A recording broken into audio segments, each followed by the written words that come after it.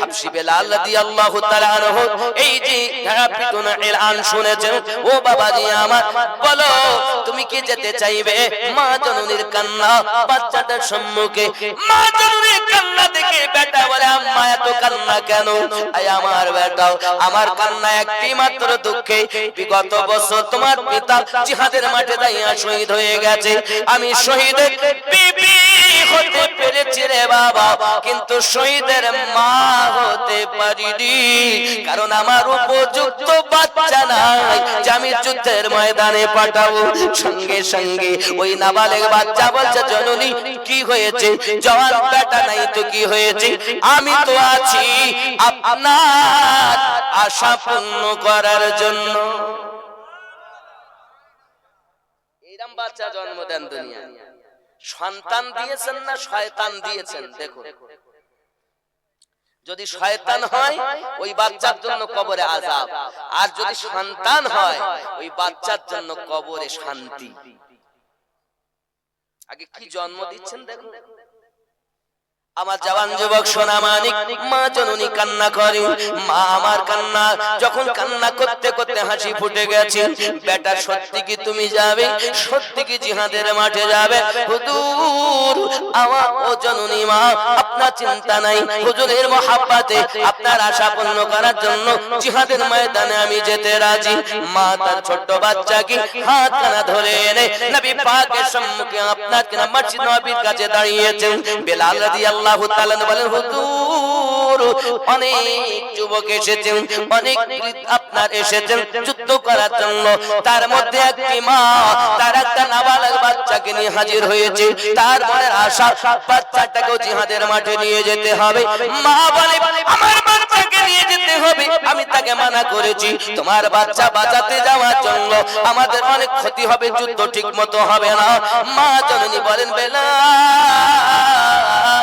আমি বাচ্চাকে ফিরিয়ে নিয়ে যাওয়ার জন্য আসিনি, আমি বাচ্চাকে আমি খুঁজে নিয়ে যাওয়ার জন্য আসিনি, মেহেরবানি করে আমাকে ফিরাবেন না, অগাধ কাকুতি মিনতি করতেছেন। ইয়া রাসূলুল্লাহ, ইয়া হাবিবাল্লাহ, হুজুর বলুন আমি এখন কি করব? প্যারা নবী সাল্লাল্লাহু আলাইহি ওয়াসাল্লাম ওই মা জননীর কাছে গিয়ে পৌঁছে বলছে, জননী মা, খবরটা কি বলো? ইয়া রাসূলুল্লাহ, ইয়া হাবিবাল্লাহ, হুজুর আমার আপনার কদমে আমার আম্মা আমার আব্বা কুরবান, হুজুর আপনার কদমে বিগত বছর আমার স্বামী কুরবান হয়েছে, আপনার মহব্বতে আমি আমার স্বামী কুরবানি দিয়েছি, আমার বেটা আমি কুরবানি দিতে পারিনি, কারণ কোনো জওয়ান বেটা নাই। আমার মনে বড় আশা, আমি যদি শহীদের মা হতে পারতাম, হুজুর আমার সন্তানের থেকে আপনার প্রতি আমার ভালোবাসা বেশি। কাশেম তার স্ত্রী 500 টাকা দিয়েছেন, আল্লাহ কবুল করুন, জোরে বলি আমিন, আরো জোরে আল্লাহুম্মা আমিন। আব্বা আমার ওই রাস্তার ছেলেগুলো কই, আর মুফতি সাহেবকে ডাকো, আসুক, আমাদের ওই পর্ব না হলে কালেকশন শুরু হবে।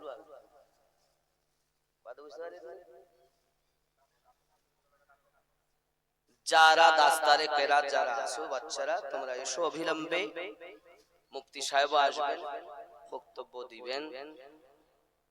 রাগ হচ্ছে আমার কথা? আমি কি ওয়াজ ছেড়ে দেব? বলবো চলবে, এমনি তো বেলা 11টা অবধি চলবে।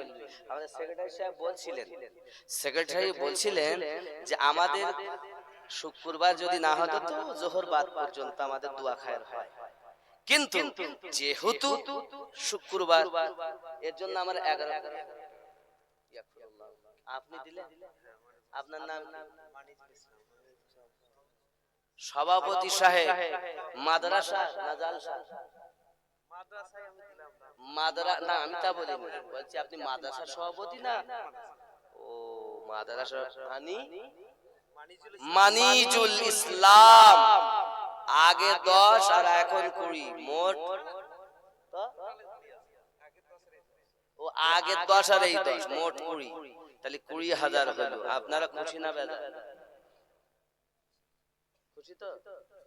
আচ্ছা তাকবীর দেন তো, নারে তাকবীর, নারে রিসালাত, মাসলাকে আলা হযরত, নারে গাউস, নারে খাজা, নারে তাকবীর। একজন মা বেনামি 500 আল্লাহ কবুল করে নিন। জোরে বলি আল্লাহুম্মা আমিন, আরো জোরে আল্লাহুম্মা আমিন। বাবাজি আমার, দানকারীকে আল্লাহ রাসূল সাল্লাল্লাহু আলাইহি ওয়াসাল্লাম বড় ভালোবাসেন। আল্লাহ পাক বলেন দানকারী ব্যক্তির জন্য, প্যারা নবী সাল্লাল্লাহু বলেন বাবা জি সুবহানাল্লাহ, হাজী নেয়ামত শেখ এমএলএ সাহেব, তিনি মাদ্রাসার জন্য 50,000 টাকা দেবেন। নারে তাকবীর, মুহাব্বতে নারে রিসালাত। আল্লাহ পাক দান কবুল করুন, আল্লাহ যদি তেবার কর দিন ওনার মনের বাসনা পূর্ণ করুন। একজন কোরআন মাজিদ হাদিয়া 600, একজন দিয়েছেন 500, আল্লাহ কবুল করে নিন। মনের নেক জায়েজ নিয়ত পূর্ণ করুন, আল্লাহ জগৎ পরজগৎ মঙ্গলময় বানিয়ে দিন। আর জোরে বলি আল্লাহুম্মা আমিন। নারে তাকবীর, নারে রিসালাত। দানকারী দাতাগণ, আর জোরে দানকারী দাতাগণ, নারে তাকবীর। আছে আছে ইনশাআল্লাহ হবে। আমি এখনো পয়সা চাইনি, এই জওয়ান যুবক এই হাত দ্বারা আল্লাহ পাকের রাসূলের রওজার নিকটে গিয়েছি বাবা। মোহাম্মদ সিরাজ আলী 1000 টাকা আল্লাহ কবুল করুন, জোরে বলি আমিন। উস্তানে হান্নানা জি মেম্বারে আপনাকে না যে থাম্বার ভিতরে ভরা উস্তানে হান্নানাকে তো ছুঁইতে পারিনি, তবে মনে করুন এটা হলো রডের মধ্যে লোহা আছে, যদি থাকে খোল ফাঁপা, কিন্তু এরকম দেওয়ালের ভিতরে উস্তানে হান্নানা দেওয়ালটাকে হাত দিয়ে ছুঁয়ে এসেছি, খানায় কাবা হাত দিয়ে ছুঁয়েছি, গেলাম ধরেছি, হাতে আপনার জন্য দোয়া হবে আল্লাহ পাক যেন আপনাকে আমাকে নবী পাকের সাচ্চা গোলাম বানায়া নেয়। মানে কোন জায়গায় যদি আল্লাহ আপনাকে কখনো মদিনায় নিয়ে যায়, যাবেন তো রিয়াজুল জান্নাতে, যখন তো অ্যাপসের মাধ্যমে এখন ঢুকতে হয়, তো রিয়াজুল জান্নাত থেকে বার হওয়ার সময় দুটো থাম্বা আছে, তো বাম হাতের যে থাম্বাটা মোটা, এই থাম্বার মধ্যে উস্তুনে হান্নানা খেজুরে সেই কাঠ ভরা, যে আমার নবীর মহব্বতে কাঁদতেছিলেন। জোরে বলে, এটা খেয়াল রাখবেন। যদি আল্লাহ বাম সাইডই ভরা, আব্বা আমার যে নবীর মহব্বতে কেঁদেছে, একটা কাঠ যদি কাঁদে, আর আমরা তো আমরা মানুষের মতো কেঁদেছে, বন্ধুরে আমার জননী মা নবী পাকের দরবারে আরজি জানাচ্ছেন, হুজুর আমি শহীদের বিবি হয়েছি কিন্তু শহীদের মা হতে পারিনি। হুজুর আমার জওয়ান কোনো বাচ্চা নাই, নাবালেগ একটা বাচ্চা হুজুর আমি এনেছি, জিহাদের ময়দানে নিয়ে যেতে হবে হুজুর, ফিরিয়ে নিয়ে যাওয়ার জন্য আমি আসিনি, মেহেরবানি করে কবুল করুন। আমার আপনার নবী বলেন, আয় আয় জননী উম্মাতাম, যেই বাচ্চাটাকে বাঁচানোর জন্য, তোমার বাচ্চাটাকে বাঁচানোর জন্য আজ আমার সিপাহীদের, আমার লশকরদের বড় সুবিধা হবে। দুশমনেরা তীর্থরূপ চালাবে, তারা তলোয়ার চালাবে, বাচ্চাটা শহীদ হয়ে যাবে, বাচ্চা তো বাঁচানো সম্ভবপর নয়। মা জননী টুকরে কেঁদে উঠে বলছেন, দরুদি আমি বাচ্চা ফিরিয়ে নিয়ে যাওয়ার জন্য আপনার দরবারে নিয়ে আসিনি হুজুর, আমি নিয়ে এসেছি এই কারণে, যখন কোন দুশমন আপনার দিকে তীর চালাবে, আপনার দিকে যখন নেজাত চালিয়ে দিবে, গো আপা ইয়া রাসূলুল্লাহ আপনি খবরদার ওই তীরের দিকে তীরটা যেন আপনি আপনার দেহে নেবেন না, আমার বাচ্চাটাকে তীরের সম্মুখে করে দিবেন। আমি মা জননী চাই আমার বাচ্চার কলিজা তীরের আঘাতে দেহটা যেন ছাদরা হইয়া যায়। আয় আকা আমার মনে বড় সাধ, আমি শহীদের মা হতে চাই। মা কেমন গো দুনিয়ায় প্যারা রাসূলের কদমে সন্তান কুরবানি করে দেয়, আর আমরা পৃথিবীর জমিনে সন্তানটাকে শিক্ষা দিতে চাই না ঠিকভাবে। আমার আব্বা জানেরা প্রাইভেটে না গেলে বাচ্চা বকাবকি করি, আব্বা আমার স্কুলে না গেলে বকাবকি করি, কিন্তু ফজরের নামাজ না পড়ে বাচ্চা ঘুমিয়ে থাকে, মা বাপ ঘুমিয়ে থাকে, একবার মা প্রতিবাদ করে না, আব্বা প্রতিবাদ করে না। বাবা আমার নিজের সন্তান যদি মানুষের মতো মানুষ করতে চান, নিজে আগে আমল শুরু করে দেন। আমার গৌসে ওয়াহাদি আলিমউদ্দিন নকশবন্দি রাহমাতুল্লাহ আলাইহি জন্যই তো বলেছেন, ওরে মানুষ যেদিন মানুষ হবে,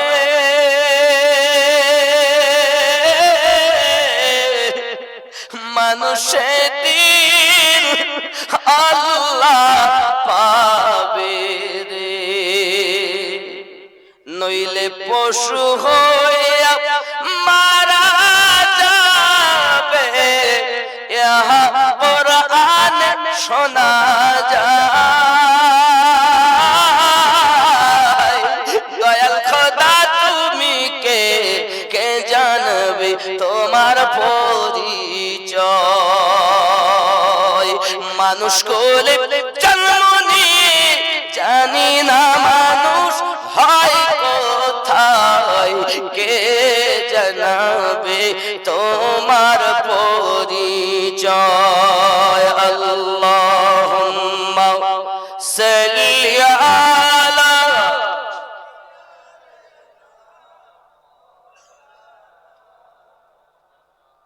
ওয়া আলা আলি সাইয়্যিদিনা।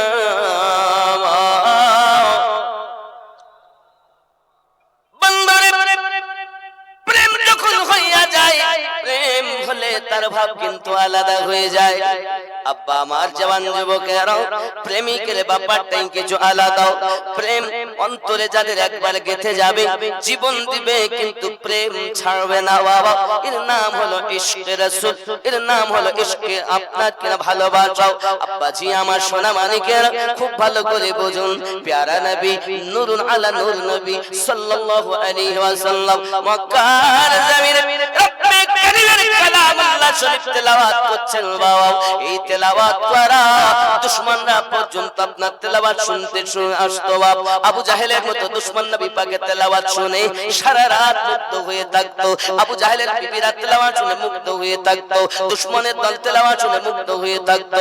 যুবক, কিতাবের ভিতরে আসতেছে প্যারা নবী সাল্লাল্লাহু আলাইহি ওয়াসাল্লামের তেলাওয়াত এত সুন্দর, দুশমনদের কলিজা হিলে যেত। কিতাবের ভিতরে আছে বন্ধু, একটি বালক আমার দয়ার নবী পাক সাল্লাল্লাহু আলাইহি ওয়াসাল্লাম আপনার কিনা তার মহব্বতে পড়ে গেছে। বালক বাপ কিন্তু নবী পাকের দুশমন, সন্তান কিন্তু নবী পাকের আশিক। কেমন ভাবে আশিক হলো, নবী আমার রাস্তা দিয়ে যাবে, এ যুবক ওই মা বলেছে, পিতা বলেছে, মুহাম্মদ সাল্লাল্লাহু আলাইহি ওয়াসাল্লাম রাস্তা দিয়ে যখন যাবে, বাচ্চারে তুই তখন মুস্তাফার গায়ে আপনাকে নোংরা ফেলে দিবি, পাথর ছুঁড়ে মারবি, নোংরা গুলো গায়ে ফেলে দিবি, মুস্তাফা যেন ইসলামের তাবলীগ না করতে পারে। যুবক আমার, মায়ের কথা বাপের কথা শুনে সন্তানটি আপনার রাস্তায় দাঁড়িয়ে আছে। আমার দয়াল রাসূল ওই রাস্তা দিয়ে আপনার কিনা রওনা দিয়েছেন। মা এবং বাপের কথায় তার হাতে আছে, কাছে আছে পাথর, হাতে কিছু আছে নোংরা, মুস্তাফার গায়ে ফেলতে যাবেন। নবী আমার যে নিকটে এসেছেন, আমার নবী পাকের চেহারায় অদ্দুহা দেখেছেন, আর তার হাতের নোংরা গুলো হাত থেকে পড়ে গিয়েছে। অন্তরে প্রেম জমাট বেঁধেছে, আর পাথর মানে না, নোংরাও ফেলে না। হে যুবক, তাইবা বিশ্বাস 500 টাকা আল্লাহ এ বাচ্চার হায়াত দারাজ করে দিও আল্লাহ। আবিদা জাহিদা নেককারিনী বানিও। 500 টাকা দিয়েছেন তাইবা নামে ছোট্ট একটি বাচ্চি। নারে তাকবীর, নারে রিসালাত, নারে রিসালাত। আল্লাহ দান কবুল করুন, জোরে বলি আমিন। আব্বাজি আমার সোনা মানিক খেয়াল করুন, এখন এই বালক আপনার কিনা প্রেমে পড়ে গেছে। পিতা বলে, বাবা রে, হে বাবা, রাস্তায় দাঁড়িয়ে থাকবি, মুস্তাফা এলে নোংরা ফেলবি। বাচ্চা তো ফেলা তো দূরের কথা, আব্বার কথা শুনে যায় বটে, কিন্তু কিছুই বলে না, খালি চেহারায় অদ্দুহা দেখতেই থাকি। আব্বা আমার প্রেম বৃদ্ধি হয়ে গেছে। একদিন দুই দিন যেতে যেতে বাচ্চা কিন্তু আর বাপের কথা শুনে রাস্তায় দাঁড়িয়ে থাকে না, খাওয়া দাওয়া বন্ধ করে দিয়েছে, আব্বা আমার চলাফেরা বন্ধ হয়ে গেছে। বিষয় কিনে বেটা খাস না কেন, ভালো লাগে না। আব্বাজি আমার খাওয়া বন্ধ করে দিয়েছে, কারণ আশিক যখন হয়, মাশুক না পেলে আশিকের ভালো লাগে না। বাচ্চাটি কাঁদে, কোনো কথাই নাই, নির্জনতায় কাঁদে, চুপচাপ চুপচাপ, কারোর সঙ্গে কিছু বলে না। মা জিজ্ঞাসা করলেও বলে না, বাপ জিজ্ঞাসা করলেও বলে না। ডাক্তারকে দেখিয়েছে, ডাক্তার কবিরাজ আপনার ডেকে এনেছি। ডাক্তার এসে বলে কোনো তো রোগ আমরা খুঁজে পাচ্ছি না, তবে কেন খাওয়া দাওয়া করে না? বলে আমরা বলতে পারবো না, সব ফেল হয়ে গেছে। আস্তে আস্তে বাচ্চাটা আপনার কিনা খাওয়া দাওয়া বন্ধ করে দিই, এবার আপনার বিছানা ধরে দিয়েছে, আর চলাফেরা করে না। আগে করতো, এখন আর করতে পারে না। বাপ পরেশান, বেটা কি হবে? তোর অবস্থা এমন কেন?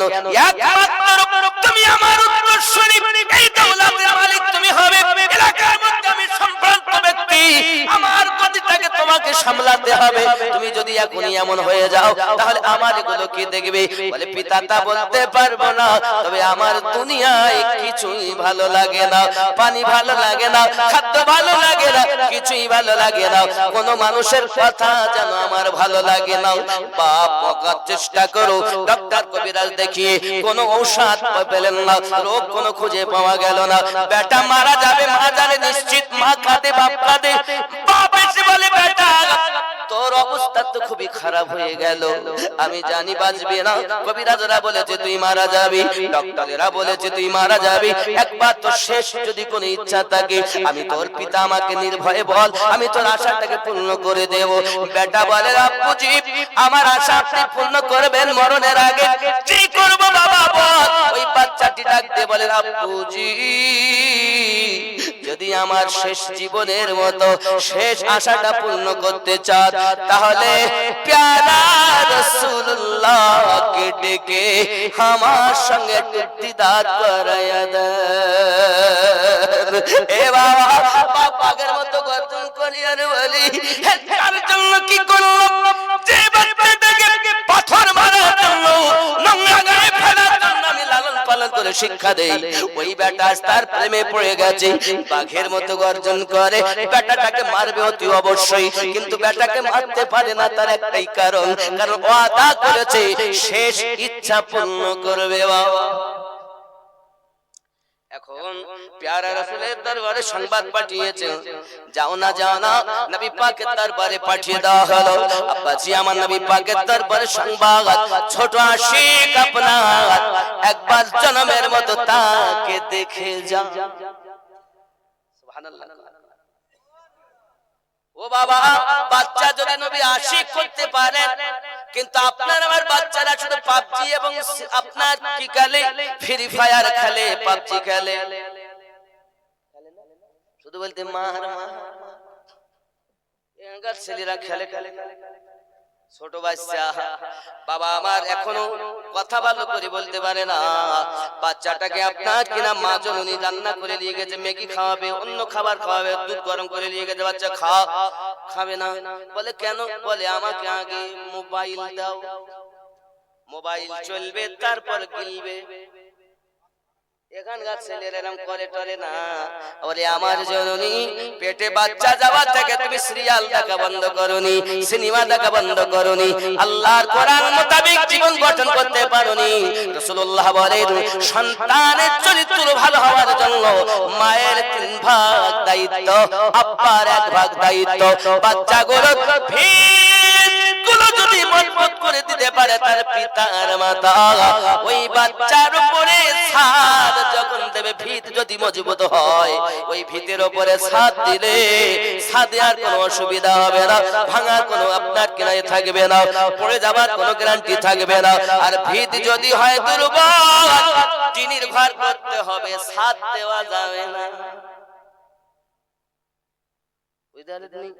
আপনি মনে করতেছেন আমি ভিত ভালো করেছি, দেখা যাচ্ছে নরমাল সিনেমাখোর, টিকিটখোর, সুদখোর, মদখোর, গাঁজাখোর, নাফরমান সন্তান নাই, শয়তান জন্ম দিয়েছে।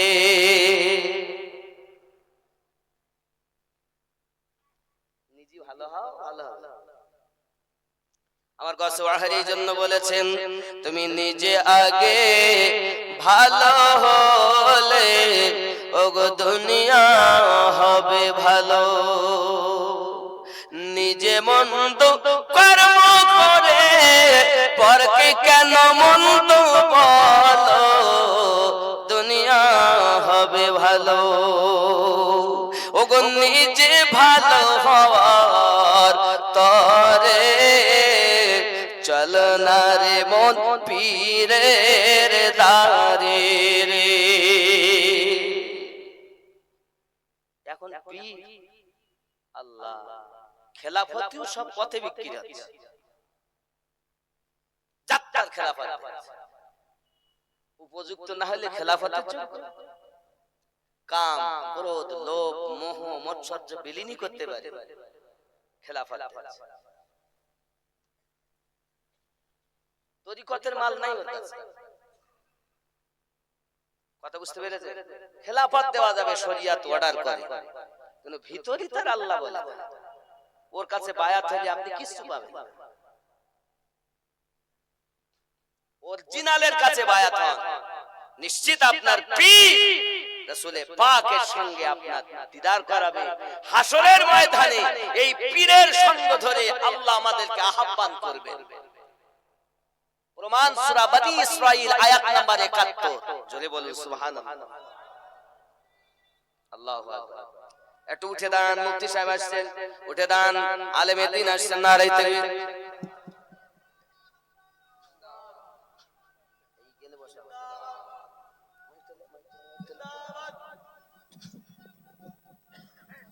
জিন্দাবাদ হাসান হাসান, নারে তাকবীর, নারে রিসালাত, মাসলাকে আলা হযরত হযরতুল আল্লাহ মাওলানা মুফতি আমজাদ হোসেন সাহেব কিবলা। নারে তাকবীর, আর জোরে নারে রিসালাত, নারে হায়দারি। এদিকে বসুন, আমি এদিকে দাঁড়িয়ে দাঁড়িয়ে করতে পারবো, আপনি এখানে না, এখানে আসুন, আপনি এখানে আসুন, আপনার কাজ আছে।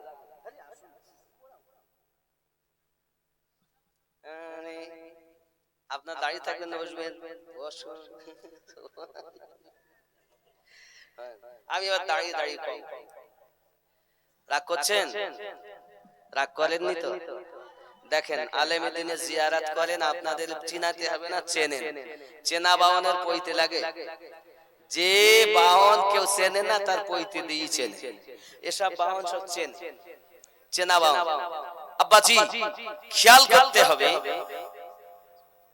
আজ দাস্তারে আব্বা আপনারা বসুন, কই সে দাঁড়া করে ছেলেগুলো কই?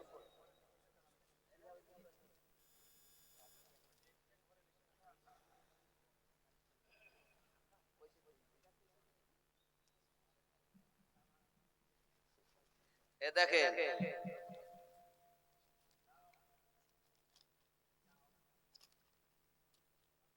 এখানে তিনজন জশনে দাস্তারে কিরাত, এখানে আছে কারি আব্দুর রওশন আলী, পিতা শফিকুল ইসলাম, প্রদীপ ডাঙ্গা হরিহর পাড়ায় বাড়ি, তাই তো?